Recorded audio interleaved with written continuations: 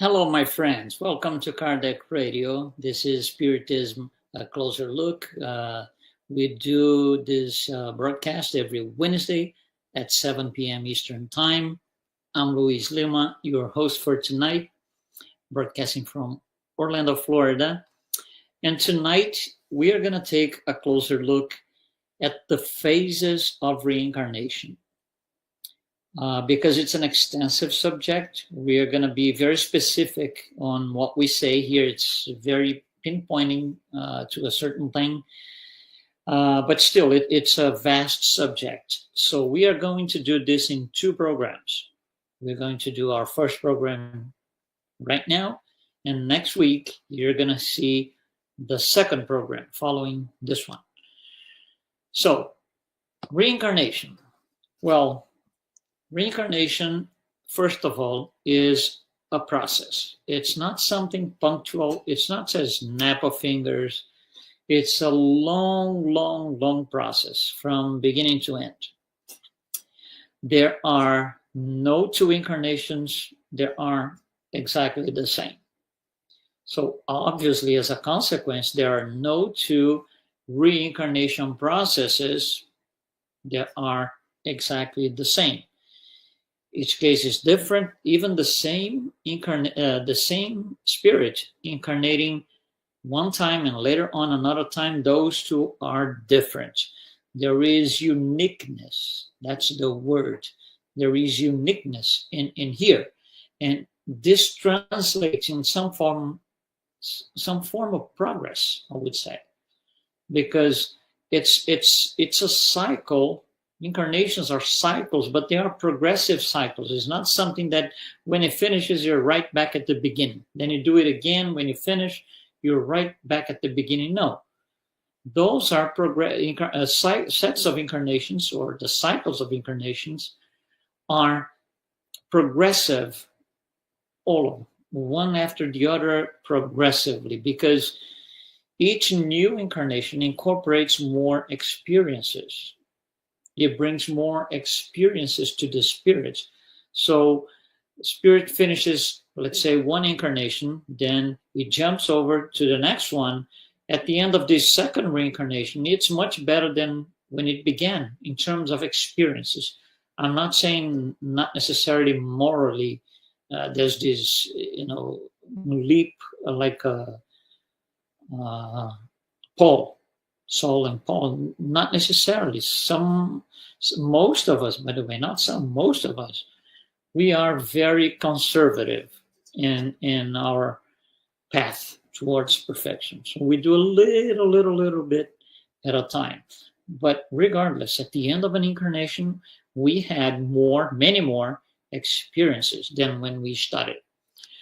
So, in order for a spirit to incarnate, there's got to be some planning. It's not something that you just go, oh, let's go. No. There's a tremendous amount of effort involving several different spirits. And that's the goal today, to talk about the process. That's why we call the phases of reincarnation. So there are several factors that play a role in planning for a reincarnation. First of all, I'm going to give you like 5 or 6 reasons or factors that play a role. So first of all, the evolutionary state of the soul. Is this a high order spirit that's going to incarnate? Is this a lower order spirit that's going to reincarnate? So it plays a role. Another thing that matters and plays a role is the environment where the experience will take place. What kind of environment this has to be? Is it going to be a very rich place? Everybody's rich, everybody's got a lot of money, or the other way around? It's just going to be a very poor, class people who's struggling to survive. So the environment where this is going to take place matters when planning for the incarnation. Another factor that plays a role is the necessity to to have a sturdy and healthy physical body, or the necessity to have a weak and deficient body. That matters, because you're going to bring with you some DNA, and some potential physical conditions to address one or the other. So is this an incarnation where the body has to be very healthy, or very weak in terms of physical organic resistance? It plays a role, another one. What type of trial does this spirit have to undergo? What kind of trials? What's in the books for this spirit? What's the plan? What is it going down to do? Another one. What are the moral and cultural qualities of the spirits? Where in the spirit scale, which we discussed so many times here, where on the spirit scale is this spirit? Is it down here, a lower order spirit, a higher order spirit? Where is it? Because it will matter. And not only the moral standings, but what is the cultural quality of this spirit? For example, in his last experience, what kind of culture was he inserted in? It matters. All of this matters. And another thing that matters too is the reason, the purpose, the reason for the reincarnation. Is this going to be a mission, which are only reserved for pure spirits like Jesus? Second, is this going to be a mission, or is this going to be a trial? Spirit has to undergo trials, or is this going to be expiation, or a combination of both? So all of this, it's taken into consideration when planning for the reincarnation. You see, we're not even talking about, mother, father, coming down, conception. No. This is way, way, way before. It's the actual planning for the reincarnation. It's like, for example, you're gonna build a building, for example, a building, tall, sky high building. There's a lot of planning. There's engineers, there's architects, and in the very beginning, when they first sit at the table, how are we gonna do? What are we gonna think here? How many floors? How many this? Nobody touched a piece of cement. Nobody touched anything. It's just planning. It's mindset planning. It's the same thing here. So the phases of the reincarnation have to, on planning for this, it has to take in consideration all these things that we mentioned so far. So planning the incarnation, which is obviously ahead of time, will produce a proposed general guideline for that spirit. And this could be set by a group of good spirits, advanced spirits, high order spirits, with the spirit that's going to be incarnating. So it's kind of a meeting. Let's discuss here some ideas for your next incarnation. And, at the end of that discussion, there will be a proposed general guideline for that spirit. And the spirit might say, it's too much for me. I don't think I can do it. There will be, things will be discussed and revised and reviewed. So the spirit has, it can take the best of his ability to do the best possible incarnation he can. And because of this, there is nothing that is fully set in stone. Like, your reincarnation is going to be this. You're going to be this on that day, and then this, and then this. There is no fate in the sense that we know of. Nothing can be changed at all. There's no such a thing. Most spirits, rare exceptions, but most spirits follow a path once they're incarnated. And they set the pace for the journey. They all have free will. So I can go, I can go at a faster pace, at a lower pace, and I can do slightly different than originally planned, but still within, the parameters. It's not set in stone. There is no fate as we know it, that the spirit has to follow, as he put his head down like this and just follow what's going to happen. No. Now, setbacks might occur, or the other way around, good surprises might also occur. So it's not set in stone. Reincarnation brings this overall sense of a moving target. So you have a target. This is what you need to get to at the end of your reincarnation. But, things vary during that course. Things go, slightly pen to one side, to another side. So it becomes this moving target. No fate as we know it. And like anything else, reincarnation is subject to the law of God, where transgressions have consequences. So if transgressions have consequences in the spirit, because it has free will, makes a transgression, there will be consequences that could not be foreseen ahead of time, as if it were set in stone. No, it can't. The spirit has the ability to do things his way. Of course, there are consequences. You do good consequences. You do bad or evil things, you're going to have to offset your wrongdoings. So this being said, that we can kind of, for study purposes, I would say, understand there are three phases for this reincarnation to take place, any reincarnation.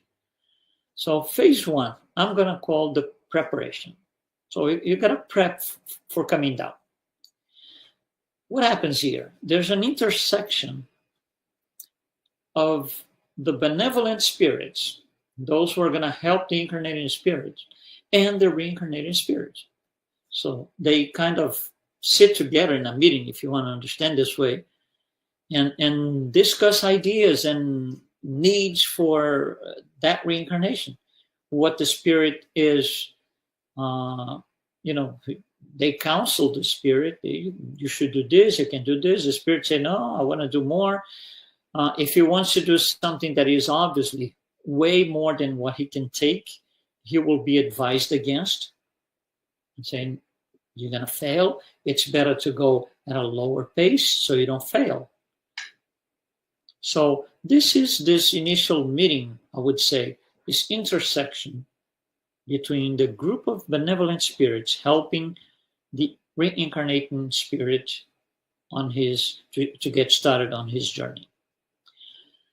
Another thing that is also part of the preparation is a psychological preparation for the future parents, to assure that they are emotionally and affectively connected to the idea of bringing someone to this world. That's interesting because not necessarily all parents need that psychological evaluation or this counseling, if you will. Depending on the level of advancement of the parents, they don't need it. But if the parents are relatively lower order spirits, they will have to undergo a process like this. Obviously, this happened in the world. They don't get to know it in a conscious basis, so they can't tell, but this will happen.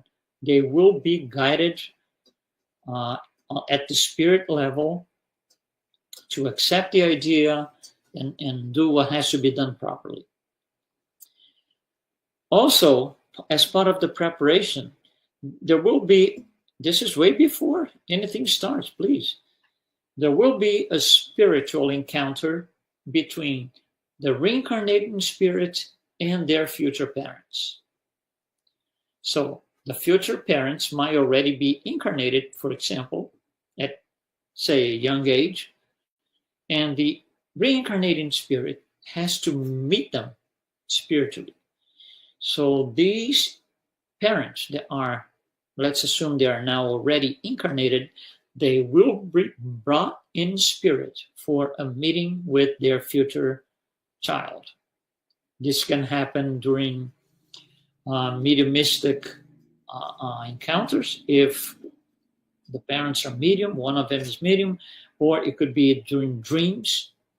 It has to be done at the spirit level because the reincarnating spirit is not yet reincarnated. So this cannot take place at the physical material life. Also, another thing that is part of the preparation is this what we call a spiritual visit to the home where the spirit will be. So the spirit itself and or the benevolent spirits that are going to be with him, they spiritually or in spirit, they visit the home and the environment where this incarnation is going to take place. So the spirit, the reincarnating spirits, are now aware of what's going to be like this first glimpse, if you will. So those are all things that are part of the phase one, which I hear called preparation. And then we go into a phase two. So when this is all prepped, we go into a phase two, which I'm calling fluidic contact. What happens here? This takes place before sexual union, anything like this, before conception. You see, the spirit to be incarnating is still not incarnated, so it's still a spirit in the spirit world. You will have to kind of gradually replace in part the perispiritual energies with corporeal energies. It's something like it's not like this. It's not a snap of fingers. It has to be a gradual thing. So there will be a period of time where there is going to be loss of perispiritual energies accumulated in the spiritual plane, and then the spirit assimilates fluidic elements from the corporeal plane. And one starts to substitute the other. So there's a movement of energy here. So the spirit starts to feel proximity with the corporeal plane. It's very interesting. It's an interesting thing. But the spirit has to go through this process. And this is phase two, which I'm calling fluidic contact. And then we go into a phase three, which is a little bit more complex.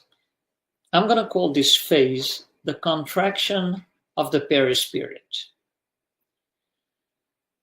The perispirit, see if you can follow the idea here.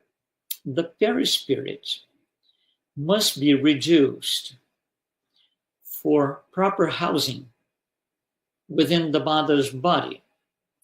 And then you're going to say, hold on, the perispirit is not something physical that needs to be diminished to fit, physically fit inside the mother's body. Yes, it's not physical. However, think about this. The spirit that's going to be incarnated is this light, this huge light, like all the spirits are.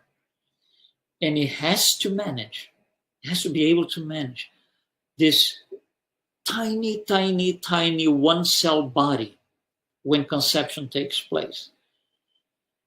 It's like, for example, if you have to put let's say, you have to put a screw on the wall with a, screwdriver. You just do it. You hold the screwdriver, you hold the screw, and you do it. Now, if the screw is very, very, very, very, very tiny, your hands are going to be too big to drive that. So you're not going to be able to do it. It would be ideal if you have small hands, maybe a baby-size hand.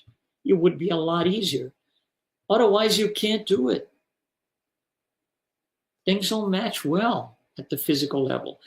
That's what's going to happen here. because this spirit will have to, on day one, and actually throughout pregnancy, because everything is still not completed, you will have to manipulate this very first tiny one cell body. So it is easier if its perispirit is reduced. The more advanced the incarnating spirit is, the more difficult it feels to do it, because he's going to give up some freedom. For example, he's going to enter a limited body with limited movements, with limited utilization of the five senses. So there's going to be a tremendous loss of freedom here. If the spirit is too advanced, that's difficult, very difficult. Now, on the other hand, if the spirit is way down on the scale, a low order spirit, you will settle with less adjustments, because these spirits are they're more prone to material bonds than a spirit that's very, very, very high. It is said that when Jesus had to incarnate, it took him 1,000 years preparing to be able to get into the flesh. Very advanced spirit, pure spirit, all the way on the top of the scale. And interestingly, advanced spirits could even participate in mediumistic meeting during the pregnancy. That's interesting. That's, the ability that they have to do good things, because they're well advanced spirits. Now, the details of the contraction of the perispirit, the physicality and what goes in and out, these details, that's why those will be presented next week. That's why we are breaking this in two. So, about the contraction of the perispirit, we stop here. We'll continue with a full detailed explanation next week. A couple of notes about the phases of reincarnation. Number one, high order spirits can nearly always shape their own physical body. Can you imagine? You're going to reincarnate, you're going to say, well, shape my own body. I'm going to take care of this myself. That's reserved only for high order spirits. They will intervene in the essential chromosomes, and depending the task they need to carry out. That's why sometimes the laws of Mendel genetics, they don't make sense to us here and there in certain cases, because the incarnating spirit, if he has merit, if he is a relatively high order spirit, he will be granted the ability to change the chromosomes at conception, depending on the purpose of the incarnation. They can program their own DNA right after conception. On the other hand, second note, low order spirits, in most cases, they will enter into this fluidic symbiosis with the mother's body that will receive them, because they're still very connected to a material life. Low order spirits, they're still living and thinking. They want to come in to live a full or almost full material life. So they have to experience this emancipation of the spiritual body. They feel like they are irresistibly attracted to the physical matter in the uterus, according to what's suitable for them for that reincarnation. That will make the pregnancy, from the incarnating spirit's point of view, that will make the pregnancy easier or more difficult. which could translate into an easier or more difficult pregnancy for the mother. However, the type of pregnancy, easier or more difficult, from the mother's point of view, is consequence, not cause.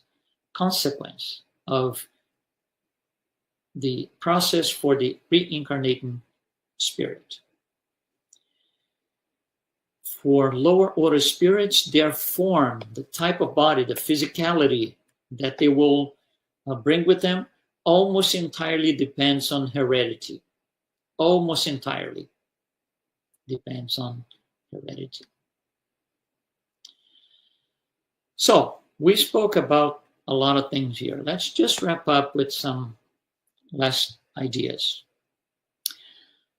The process of reincarnation does not end on the day the child is born. It will continue and go on until the child or the newly incarnated spirit is about 7 years old, according to Spirit Andre Luiz.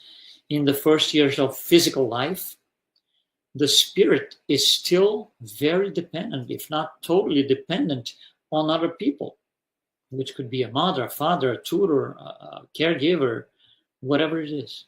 It's fully dependent on somebody else. Now, with time, he's going to, be less dependent, and then less, and then less, and then he will be able to walk with his own legs.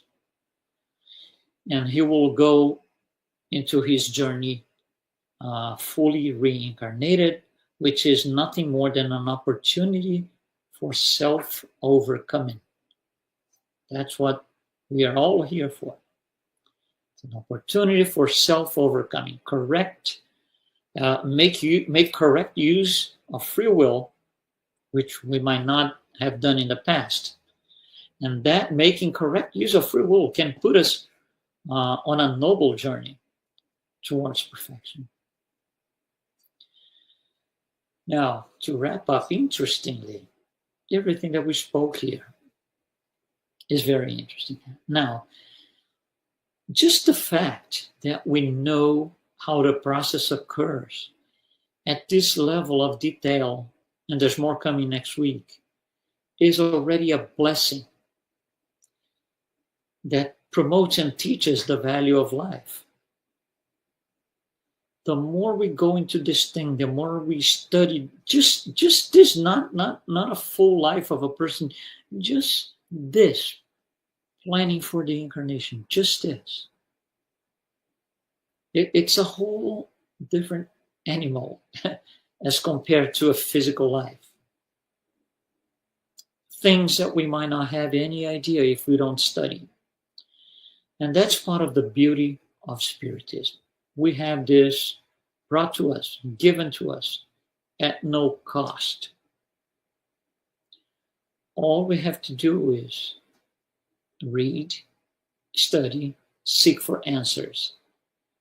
And naturally, the beauty will come into our hearts. Thank you very much for following us tonight here.